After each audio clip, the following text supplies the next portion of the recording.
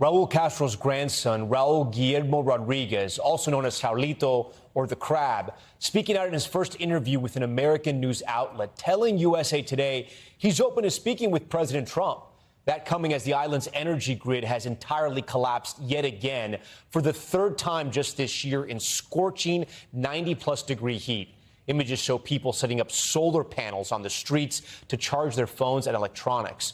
Joining us now here on Top Story is Romina Ruiz-Goiriena. She's the executive editor for investigations and storytelling at USA Today. She's part of the team that interviewed Rodríguez Castro in Havana. Romina, thank you so much for joining Top Story tonight.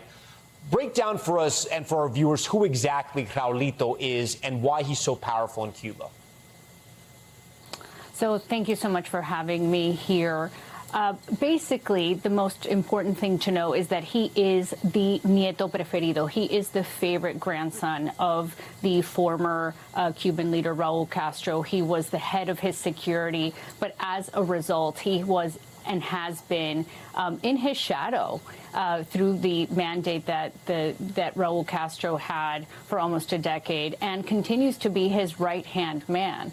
And even though there is a president in Cuba, Miguel Diaz-Canel, there is a lot of, as he said himself, of respect for the elders, and he's very much the voice of his grandfather. Yeah. I want to read something to our viewers that stood out to me. I don't think it was a mistake that you put it this high up in the story. This is from your report.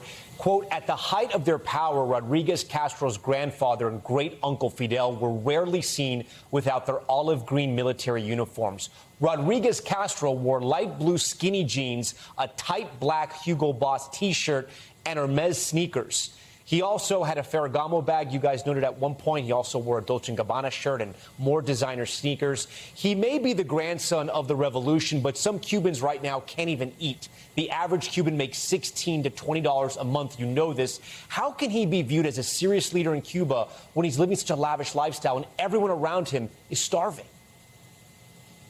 Well, I think that, yes, he did tell me that he didn't purchase any of these clothes, that they were all gifts. But I think it would also surprise a lot of the viewers to know that there's also a lot of money in Cuba that flows in from remittances and flows in from basically Cuban exiles that are bankrolling their families, and actually a lifeline for their families, both for food, goods, internet, things that are absolutely out of the reach of a Cuban that does not have any family.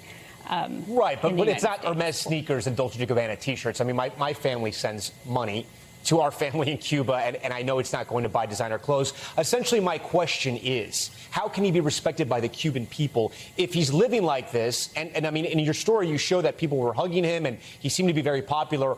Or do people in Cuba, do the Cubans not care about this? I just think that if you have no power and you have no food and this leader is running around with gold chains and Hermes sneakers, I just wonder if that weighs politically. It's not a great look, if you will.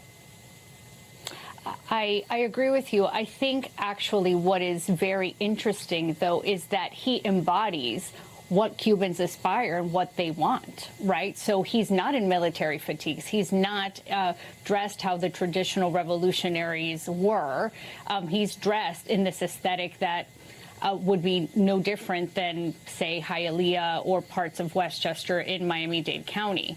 But it's actually what Cubans on the ground aspire to have. They aspire to have this access to this wealth. I have a two-part question for you now. So who is in charge in Cuba, right? Is it Miguel Diaz-Canel, who is the current head of state, or is it Raulito, who is sort of a proxy leader for Raul Castro? And I ask that because why would he grant this interview to USA Today now? We've seen sort of several leaders grant interviews, including to NBC News. Diaz-Canel sat down with Kristen Welker here at NBC News. But why do you think Raulito wanted to sit down with USA Today? Do you think he's setting himself up to be the next leader of Cuba, or at least the go-between Cuba and the United States? I mean, this question came up multiple times during our conversation, right? And he assured me that absolutely he works in tandem with Diaz-Canel, that they work absolutely in lockstep, that he is really a proxy, that he was actually chosen by his grandfather and with Diaz-Canel in order to spearhead these negotiations in the same way that President Trump has said that Marco Rubio is the one who is in charge of the Cuba issue. So he tried to mirror this time and time again, that there's no difference here.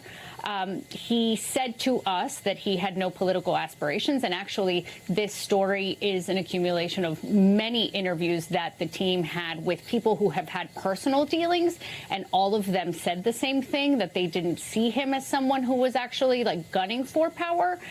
But to us, he did say that, and this was his caveat time and time again, that if the revolution needed him, that he would step up, but only if the revolution needed him. And that leads to my last question here. Do you think he's trying to set himself up to be the next leader of Cuba, to just stay in Cuba if there is a transition, or just to make sure he doesn't end up like Nicolás Maduro behind bars in a federal prison here in the United States? I think the real question we should be asking ourselves is, if the U.S. government has sanctioned so many members of the Castro family, why is it that he has not been sanctioned himself?